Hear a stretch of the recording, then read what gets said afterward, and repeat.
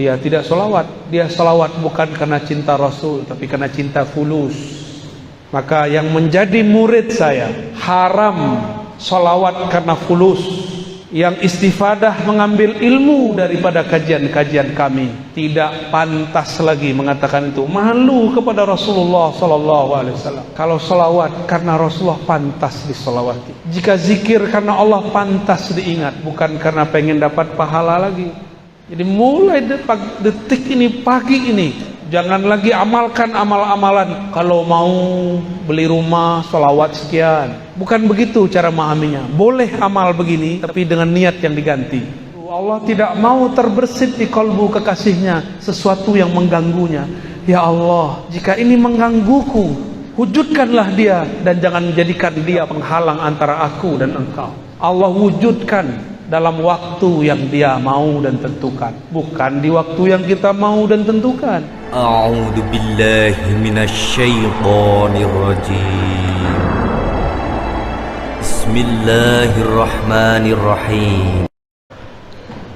Tadi itu sudah talqin, itu talqin sholawat ya, antum itu langsung ijazahnya langsung dari Rasulullah secara ruhani.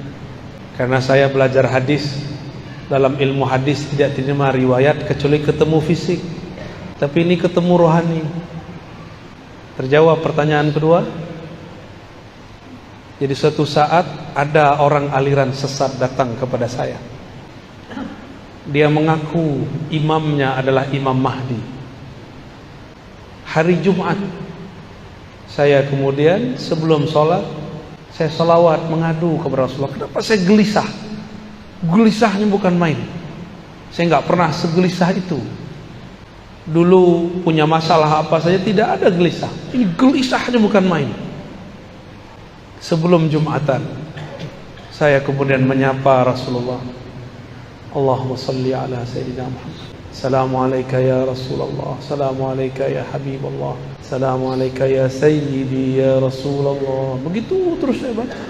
Wahai Rasulullah, wahai Rasulullah, syafaatkan aku, syafaatkan kalbuku, syafaatkan pikiranku, badanku. Kenapa ini gelisah? Tiba-tiba Allah masukkan saya ke alam yang bukan alam ini. Disebut tidur bukan tidur, disebut jaga bukan jaga. Ya, jadi ini bukan bagian ahli hadis, ini bagian ahli rohani. Di saat itu seakan-akan beliau berkalam, bacalah assalamu alayka atau assalatu wassalamu alayka ya abati ya Rasulullah. Pas mau azan saya sadar lagi, terbangun lagi. Maka benarlah kata Nabi, man ra'ani fil manam fasayarani yaqظah.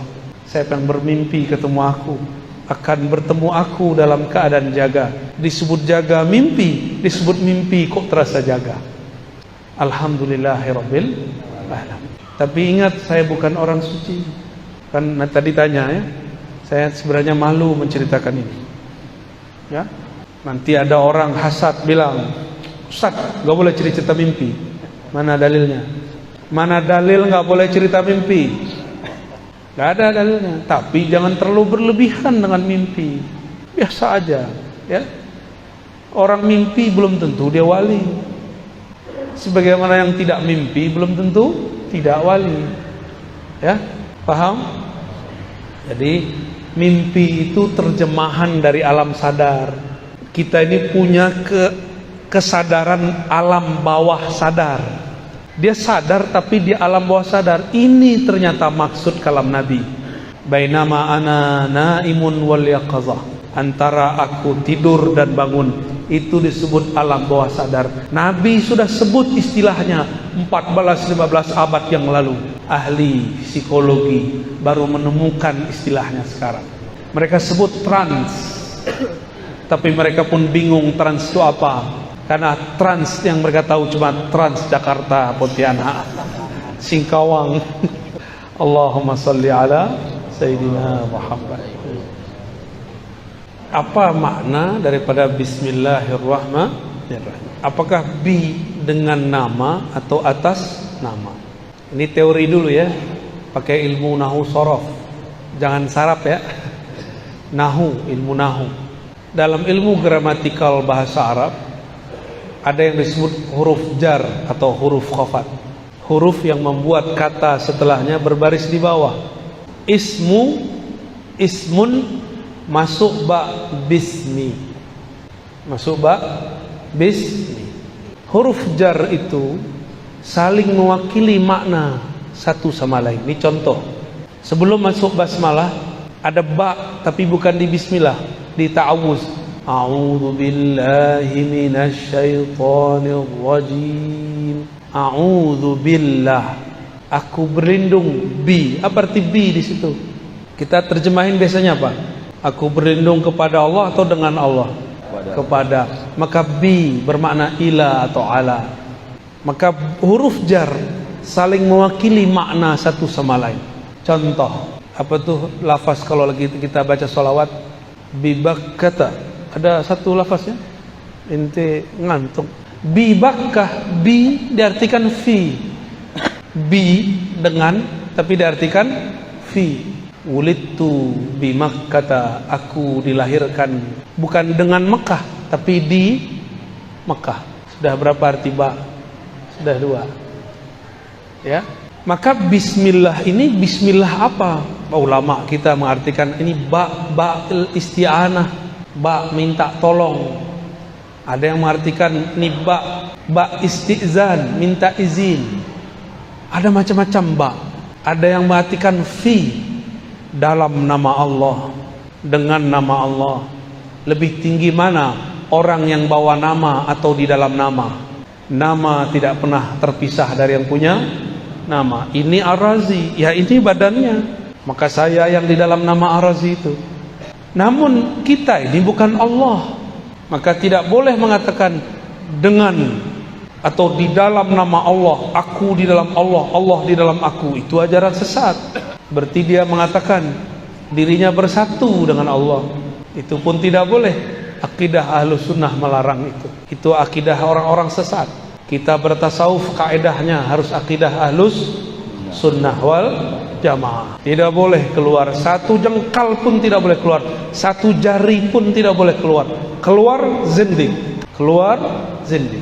Maka rasakan saja apa makna yang tumbuh dari kata ba.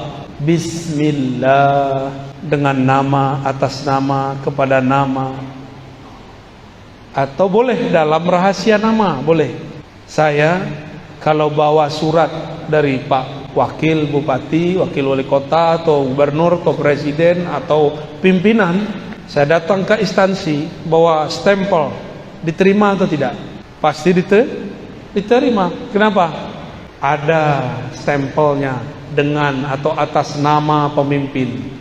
Dulu guru-guru kita juga begitu. Jika ada santri datang kepada syekh, kalau bawa nama temannya pakai surat. Saya bawa surat dari guru saya, dibuka. Walaupun ada antri 1000, pasti dia yang didahulukan. Ya. Kalau bawa nama, itu baru karena di ruas-ruas ini ada nama. Didaftarkan dulu baru bisa masuk. Kalau kita mau naik ke hadirat Allah, maka harus lewat nama ini. Bismillah.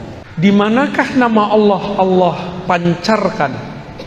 Allah pancarkan pada qalbu baginda Rasul.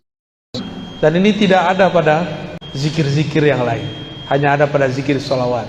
Itulah rahasianya yang kita sebut malam tadi di Sambas ya. Ya. Di surat Taubah basmalahnya diakhirkan wabil mu'minina raufur rahim. Dan terhadap orang beriman Rasulullah mempunyai 2 nama yang merupakan nama Allah, Rauf Rahim. Rauf Rahman sama, mirip walaupun berbeda beberapa. Rahim. Ternyata kata Rauf yang merupakan Asmaul Husna dibolehkan untuk nama Rasul. Rahim yang merupakan nama Allah tapi disebut sebagai nama Rasul. Rasul yang Rauf, Rasul yang Rahim. Maka Allah menyayangi makhluk lewat Rasulullah. Maka siapa yang berselawat kepada Rasulullah, dia telah masuk ke dalam rahasia nama-nama Allah. Inilah rahasianya kenapa sholat jadi sah ketika kita Bismillah. Inilah rahasia juga kenapa mazhab Malik, di mazhab Malik lama tidak ada basmalah di Fatihah, tapi dia tetap membaca sholawat di akhir, maka sah sholatnya. Ya, karena itu rahasia nama. Wallahu a'lam bishawab. Beramal tidak berharap apapun. Ini bagian dari bab al-ikhlas. Tidak berharap ke orang, tapi masih berharap kepada Allah. Maka ikhlas pun bertahap. Ada ikhlas awam, ikhlas ummal, ikhlasnya pekerja. Kalau pekerja bertambah lembur, bertambah tunjangan, semangat. Ya. Tapi saya beberapa hari ini selalu ditemani oleh orang-orang yang tidak digaji. Mereka pengen khidmah.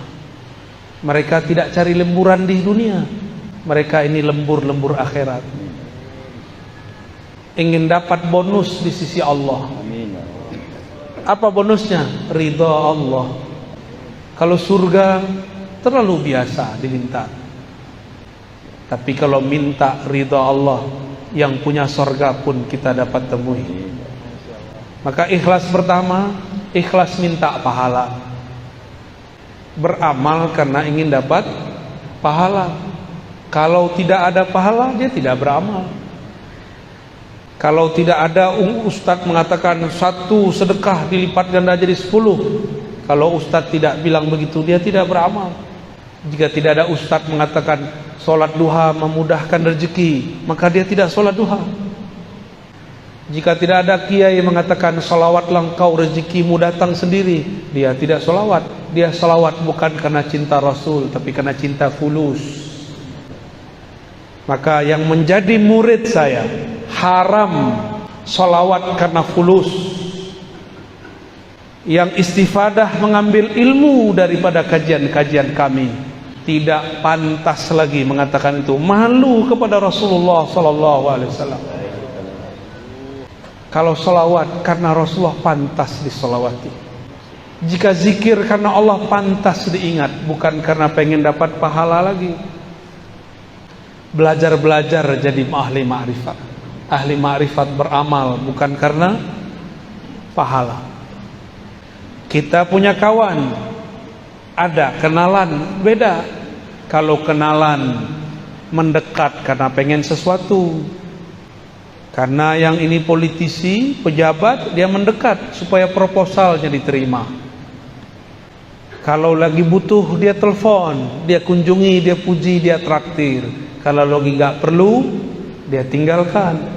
Beda dengan kawan, kawan sejati, teman sejati, tidak mau ngasih proposal pun masih ngasih duit, masih neraktir. Ya, kita yang mana? Kawan matre atau kawan sejati?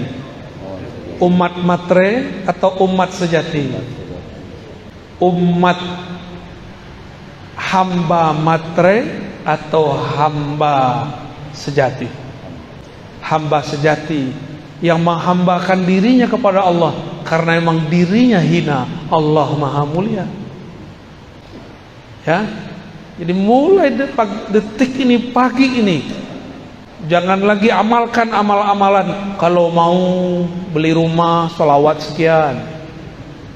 Bukan begitu cara memahaminya. Boleh amal begini, tapi dengan niat yang diganti. Ya Allah, jika tidak punya rumah membuat aku lupa kepada Engkau, maka ya Allah, berikanlah aku rumah berkah sholawat kepada Rasulullah. Boleh. Ya, sehingga jika aku punya rumah, ya Allah, aku tambah banyak berselawat kepada Rasulullah.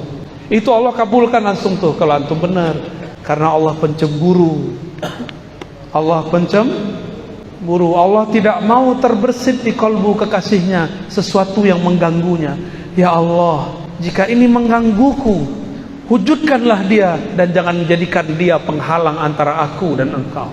Allah wujudkan dalam waktu yang dia mau dan tentukan, bukan di waktu yang kita mau dan tentukan. Fi waqtil ladzi yurid, la fi waqtil ladzi turid. Maka ikhlas tertinggi, ikhlas al-arifin, ikhlas orang-orang yang arif, yang kenal Allah, yang dia selawat karena dia mengenal Rasulullah dan ingin menjadi umat sejatinya Rasulullah. Kalau enggak jadi umat sejatinya fulus.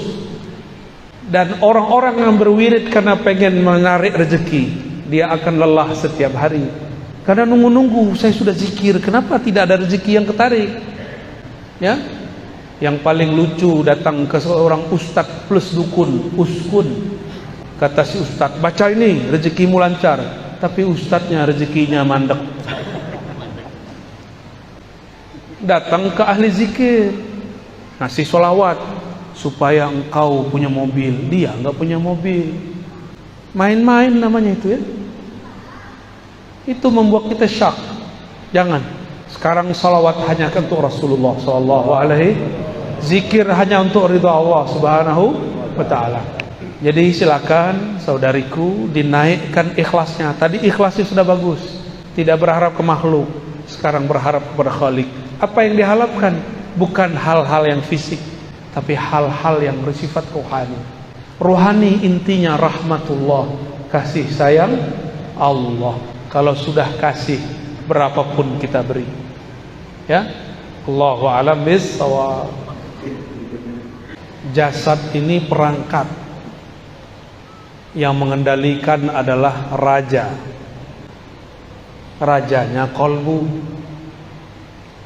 Si raja ini di dalam struktur dia memerintah, ada lagi rajanya.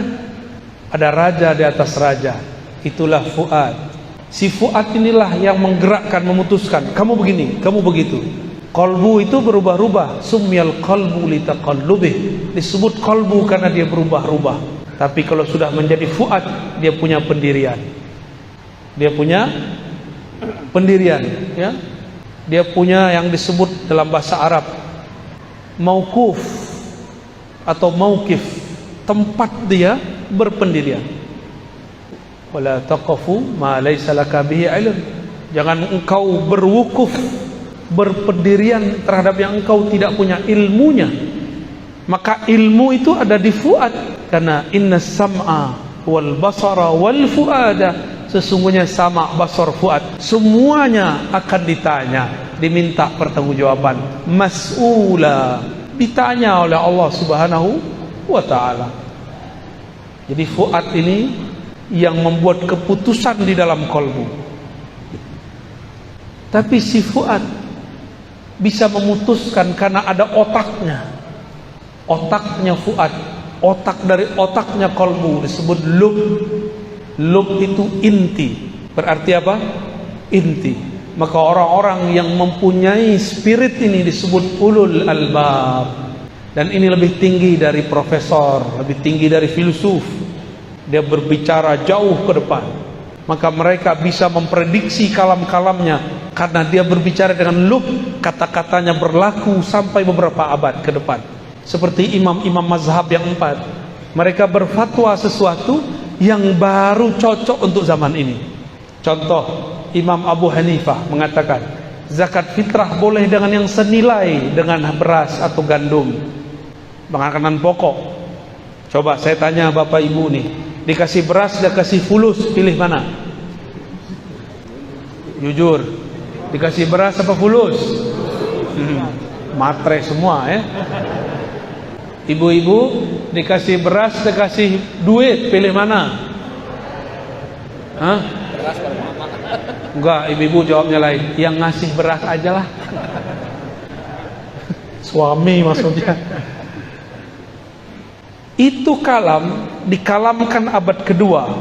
Tahun 130 beliau berfatwa begitu. Tahun 150 dibid'ahkan orang. Tapi di tahun 2000 hampir semua kiai ulama membolehkan bayar zakat fitrah dengan duit. Bahkan yang senilai dengan duit. Pakai pencet-pencet. Apa tuh namanya? Dijikir digital. Bid'ah bener antum tuh.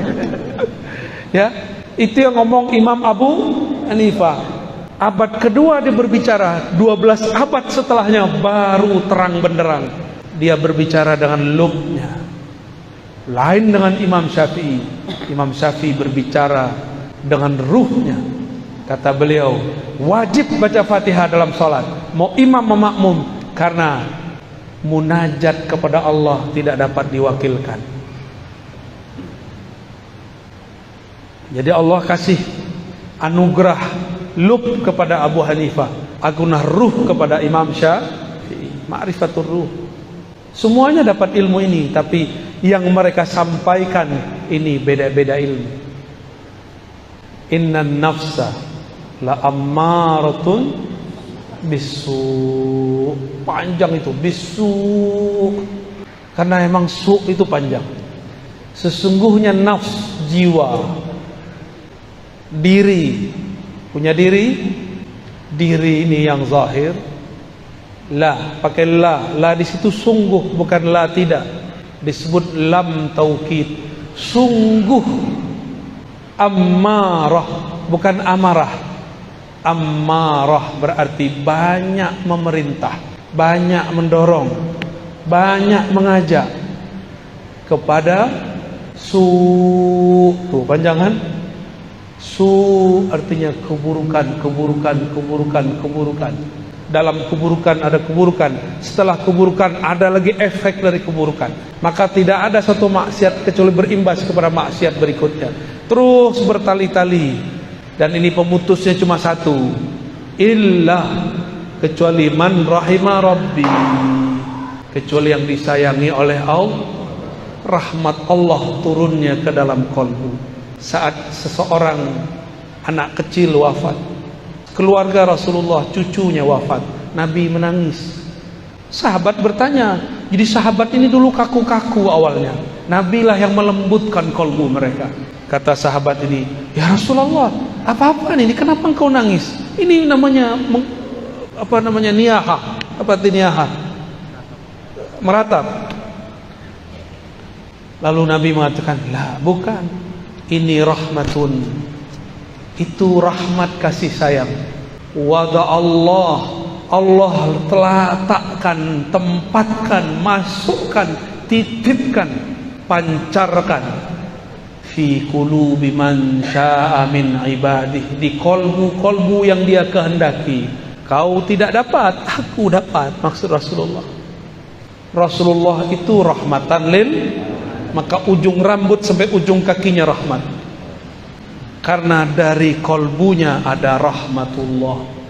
Maka Rasulullah itu nama lainnya rahmatan lil, itu zahir, batinnya rahmatullah. Zahirnya rahmatan lil, batinnya rahmatullah. Jadi rahmat Allah itu nama Nabi.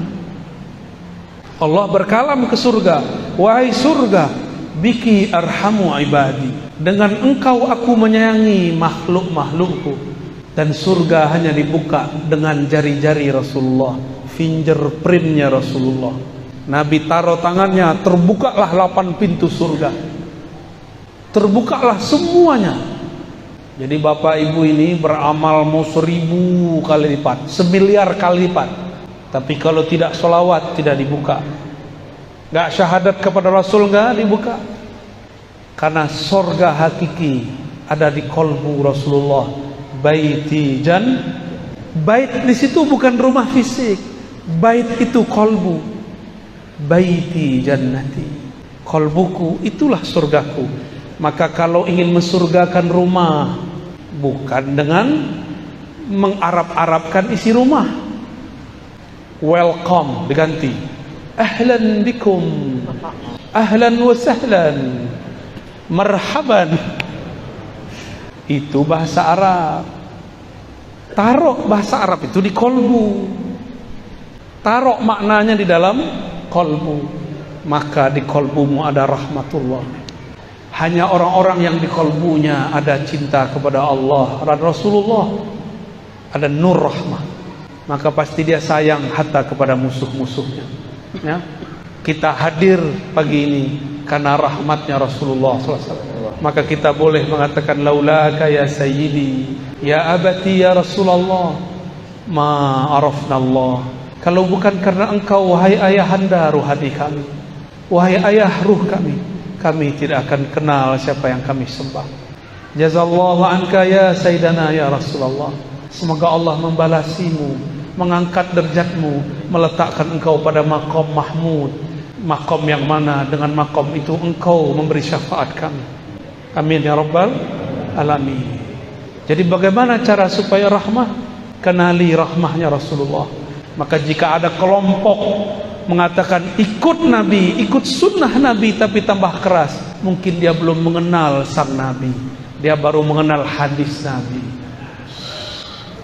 Allahumma salli ala. Perlu benci? Tidak perlu benci. Kita sayang mereka, ajak dia ngopi. Karena dalil nomor surat, nomor ayat dapat dikalahkan dengan akhlak yang mulia. Maka saya minta maaf kepada kawan-kawan yang saya kritik. Saya tidak benci kepada antum. Salafikah namanya, Hizbut Tahrirkah namanya, apapun antum menyebut diri, saya tidak pernah benci antum. Saya cinta kepada antum semua. Maka karena cinta saya mengkritisi, menegur. Namun kadang-kadang dalam mengkritisi mungkin saya su'ul adab. Saya minta ampun kepada Allah Subhanahu wa ta'ala. Allahumma salli ala. Mohon berlapang dada kepada orang yang tidak kenal kepada kekasih. Dia nggak kenal kekasihnya. Yang dia tahu namanya cuma Mehmet. Itu kata orang Turki itu, Muhammad itu Mehmet. Muhammad sallallahu alaihi wasallam. Dia cuma tahu Muhammad. Dia tidak tahu kalau baginda Nabi punya nama Habibullah. Ya, punya nama As-Sayyid. Beliau sendiri yang berkalam, ana sayyidu waladi Adam. Akulah sayyidnya anak manusia. Kamu anak manusia atau anak kera? Kalau engkau bersayyid kepada Rasulullah, katakan sayyidi, sayyidina, sayyidi, sayyidku, tuanku, sayyidina, tuan kami. Giliran Syekh Ibnu Taimiyah disebut Syekhul Islam, Al-Mujtahid Al-Mutlaq. Kenapa Nabi Muhammad tidak boleh dikasih gelar Syekhi wa Maulai? Kenapa tidak boleh? Sayyidina Umar datang kepada Sayyidina Bilal. Apa kata beliau? Marhaban bi maulana wa maula maulana. Hadis sahih. Silakan cari sendiri. Mungkin mereka belum kenal riwayat ini. Ini orang-orang terdekat Rasulullah. Adakah iman kita yang lebih tinggi dari Abu Bakar As-Siddiq radhiyallahu anhu? Ada yang lebih tinggi dari Sayyidina Bilal, Sayyidina Abu Bakar, Sayyidina Bilal, Sayyidina Umar. Sayyidina Umar ketemu Sayyidina Bilal yang hitam legam. Kalau berbicara cuma giginya yang terlihat. Maka dicandai oleh sahabat Abu Darda.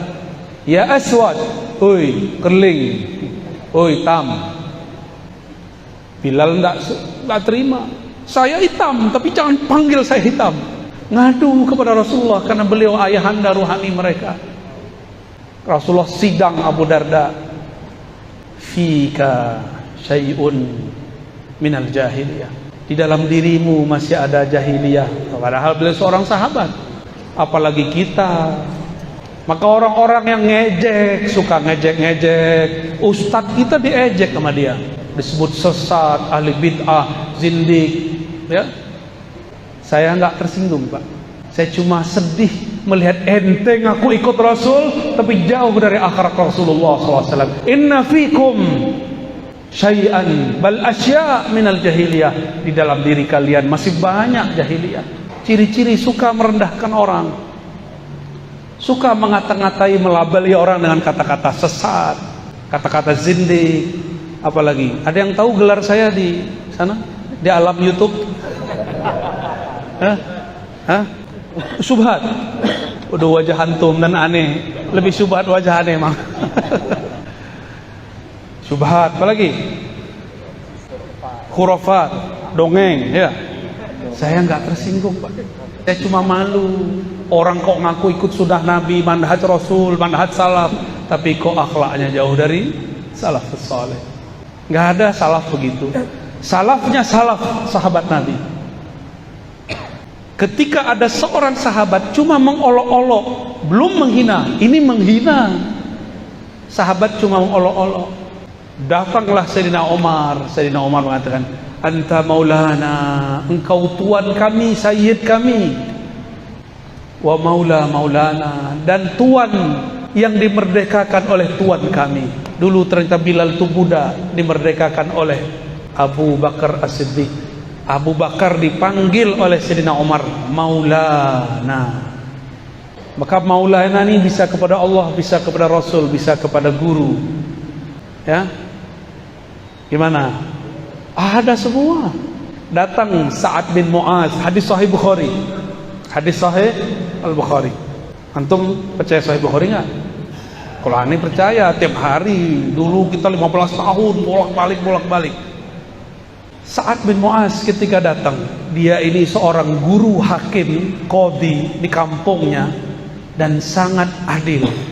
Kata beliau, kumu li sayyidikum, berdirilah kalian, sambutlah sayyid kalian.